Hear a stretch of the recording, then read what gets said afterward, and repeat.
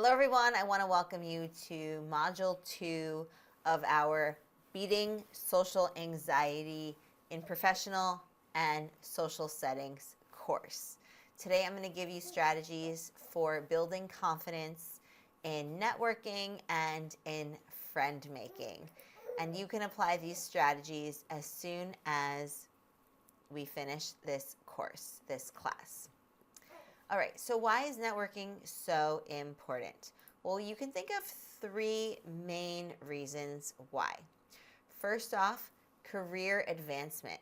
If you are looking to move up the corporate ladder, if you're looking to change industries, if you're looking to get a better job, explore new job prospects, then this is a great way to do that by engaging with people in your industry or in the industry that you're looking to get into, by learning from each other, by getting mentors in your field or your field that you're hoping to transition into, and meeting people and maybe even finding some mentors along the way.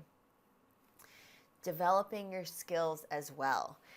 Reaching into that amazing network where you can transfer and share knowledge, learn from each other, share your own knowledge and expertise and insights. And this is really important for, moving along in your careers, because we always want to think about learning and growing throughout our whole lifetimes.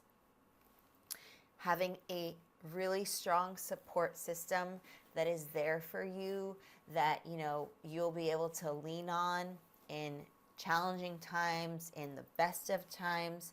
So being able to navigate those challenges as well with trusted peers and mentors and colleagues. So what are some common networking challenges?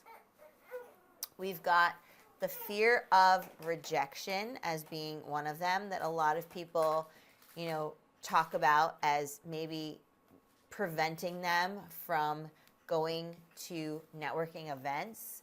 And we really want to conquer that anxiety that we have about rejection and maybe being turned down or ignored or, just kind of skipped over. The other thing is managing discomfort that's related to social anxiety, the anxiety that we have in certain social settings. For a lot of people, that is networking.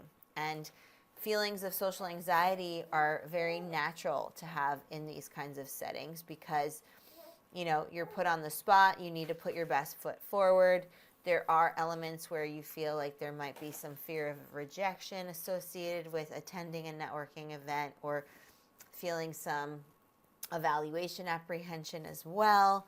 Will they like me? Do they think I'm smart enough? Do they think I'm qualified enough for this role or to be in this industry? And so on and so forth. So making sure that you recognize that there might be some discomfort there and then overcoming that.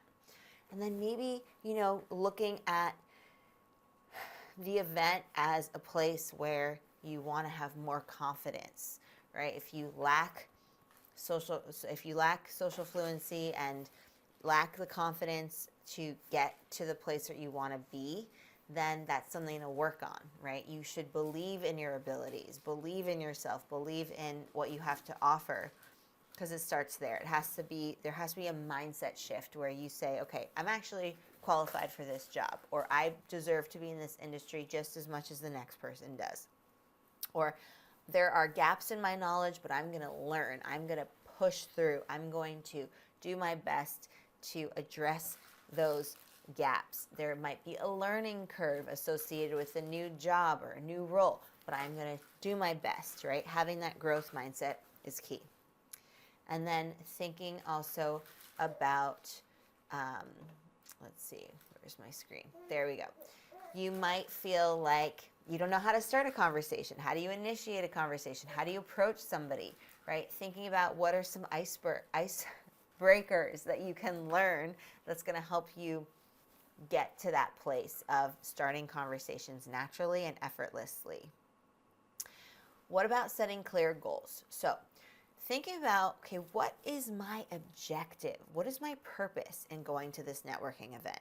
Is it to land a new job? Is it to talk to some key players in the industry? Is it to learn about the industry that I'm thinking about transitioning into? Is it about exploring different roles in said industry? What exactly is it? So I don't want you to just walk into a networking event loosey-goosey without any objective in mind.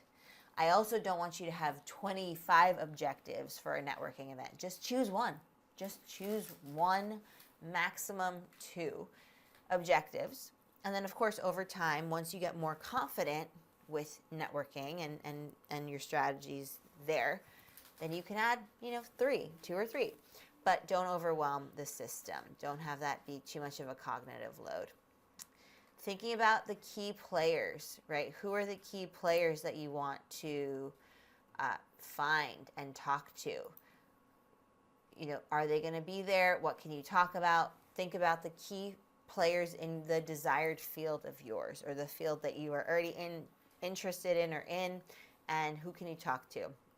And then thinking about, okay, what are some topics that I can prepare ahead of time? Do I have any conversation starters? Do I know what kind of small talk I'm going to make? What's my small talk strategy looking like? So have some key points. Just draft a couple of bullet points. Don't have it be like paragraphs and paragraphs of what you're going to say, because then it's going to become too stiff and robotic and almost rehearsed. We don't want to have that vibe. We want a very smooth and confident vibe where we're actually just, having a conversation. It's not reciting a script. It's not memorizing anything. So having a couple of topics ahead of time is going to really serve you well.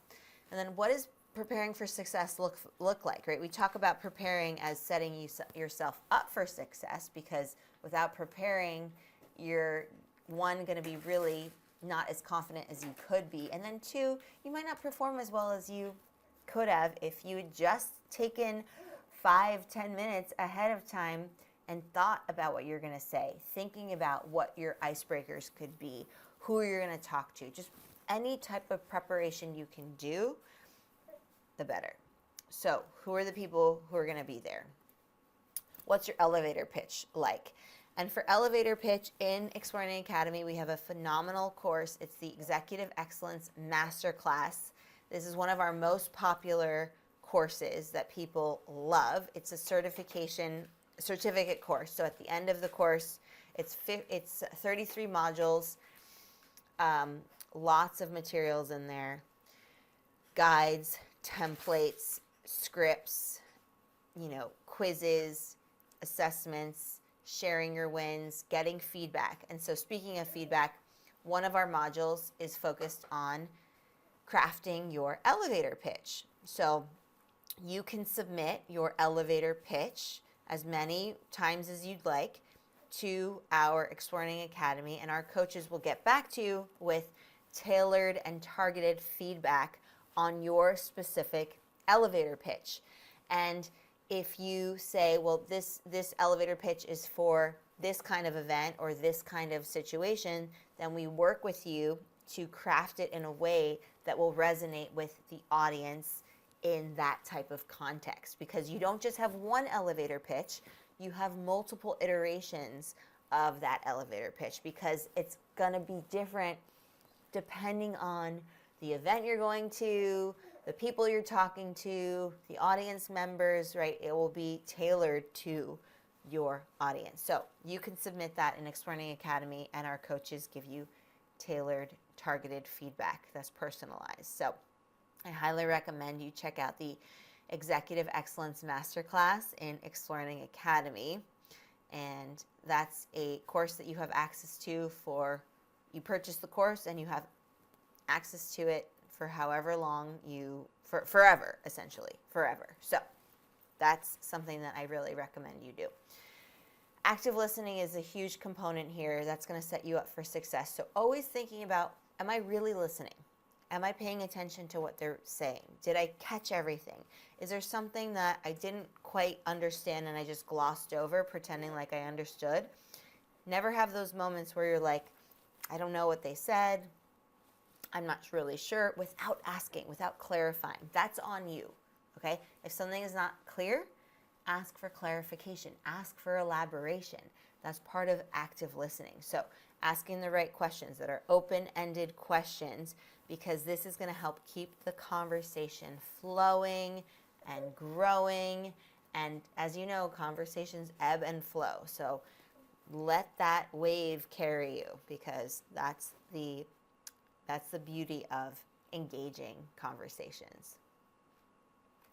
Body language is very important. We can't have effective communication without effective body language. So thinking about your posture, standing tall, standing, having a positive open stance, palms, showing your palms, that's a positive, inviting way, right? You invite conversation. So thinking about that, making eye contact as well. In the American cultural context, eye contact is super important, right? We like to look people in the eye. It's a sign of respect. So make sure that you can do that. Having a genuine smile. For everyone, that's going to be a little bit different. Some people have really broad smiles. Some people have smaller smiles. Just find what feels right to you, what's authentic to you, and play around with it, experiment with it, try it on for size, and just get into the right mindset, because that's going to reflect your, true self. And then what are some welcoming gestures you can use? So again, open arms, open body language, standing and sitting tall, and feeling like you can take up space. Okay, so when it comes to conversation strategies, just think of these 4 things. The first one is, how can I start with a warm and welcoming greeting? A friendly hello, a nice smile, a warm, introduction. Thinking about thoughtful questions that are really focused on getting to know the person better, right? What are some ways that you can get to know who they are as a person, not just as an industry expert or as a mentor, but also as a human being who has interests, who has hobbies, who has a family, who has a life beyond what they do professionally. If you get people to talk about their interests, they are going to remember that interaction they had with you in a very positive and favorable light. So if you can find and pinpoint really exciting topics that people really are happy and passionate to talk about, you have hit the nail on the head, right? Run with it, go with it. Make sure that you remember their interests and their hobbies and what makes them tick. Share experiences, right? So we all have we all have similar, not necessarily experiences, but we all have similar emotions around experiences, right? We all have times where we're happy. We all have times where we're sad. We all have times where we're excited about something. So tap into that. Tap into, sharing those experiences and relating to others' stories and anecdotes, and really trying to find some common ground there. And of course, remembering to listen actively is going to get you really, really far. With building authentic connections, which is very important for building rapport and making sure that you stay top of mind for the people that you engage with, they remember you, right? They can place your name, place your face, place your conversation with ease. That is a sign that you have built an authentic connection with them. So, common interests. What kinds of things do you have in common? You need to figure that out by asking the right questions, by actively listening, and just by actually having the conversation, taking time to get to know the person. Don't expect to know them or for them to know you just after one encounter, right? It takes several times, but of course you can set yourself up for success by figuring out some common ground in the beginning. Offering help, right? How do you ask for, or rather give some assistance, provide some assistance without asking for anything in return? That will go a long way as well. Being genuine, you always want to show your authentic self. And lastly, following up.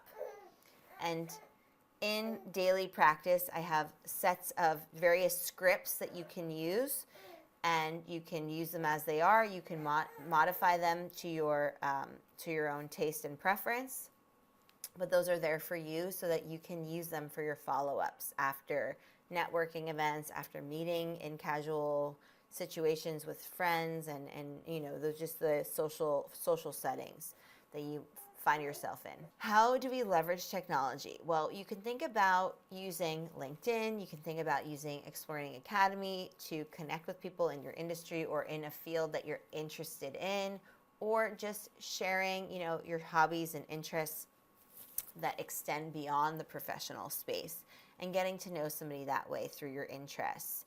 Being part of an online community like Explearning Academy is a great way to not only practice your communication and conversation skills, but to become more confident and have that social fluency so that you can talk to anyone about anything and just be really confident in any social situation. Anytime you walk into a room with one person or filled with people, you know what to say, you know how to say it, you know how to actively listen, you know how to build rapport, create common ground.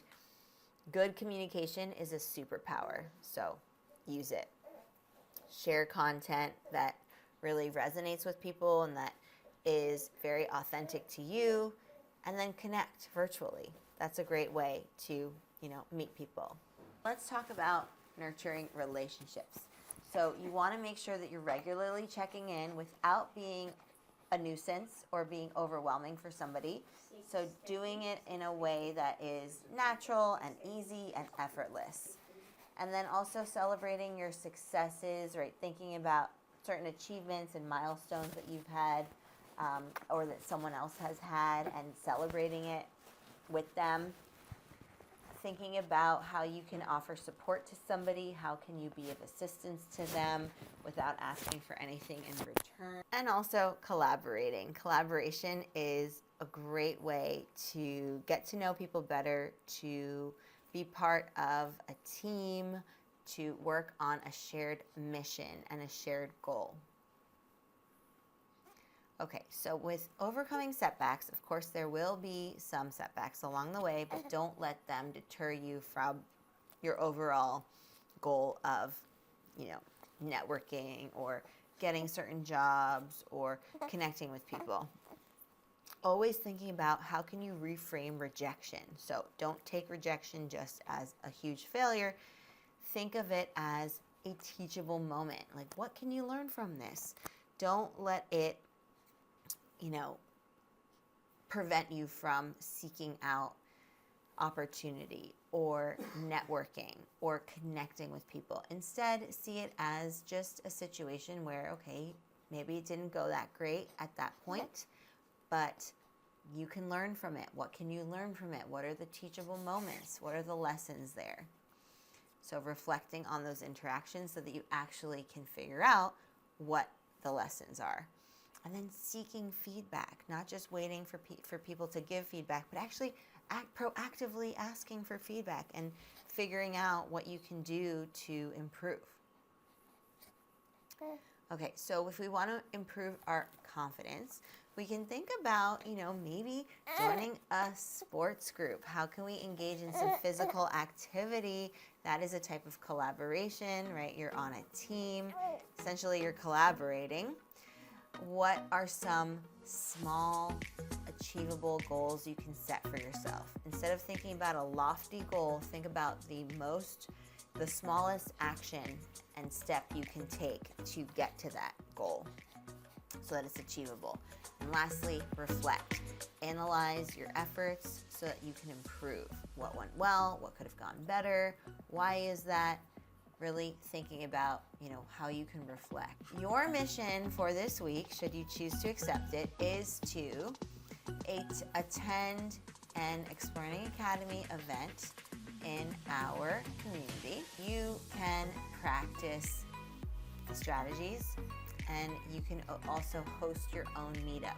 You have unlimited meetup capabilities in our community, and you can essentially do anything you want with this. You can hold a book club, you can do a cooking cooking session together. You can both work on they can make a recipe together, or do a little fitness session together. You can really do whatever you want. You can have a casual conversation. You can even work on your elevator pitch, whatever it is. You make it what you want. The point is that you are networking, you're making friends, and you're practicing communication. So I highly recommend you check that out by going into Explearning Academy, and it's under the networking community buzz space. So I hope that you do that mission, and make sure that you use some of these strategies the next time you find yourself in a situation where you're making friends and you're networking. Okay, I'll see you in the next one. Happy exploring, everyone.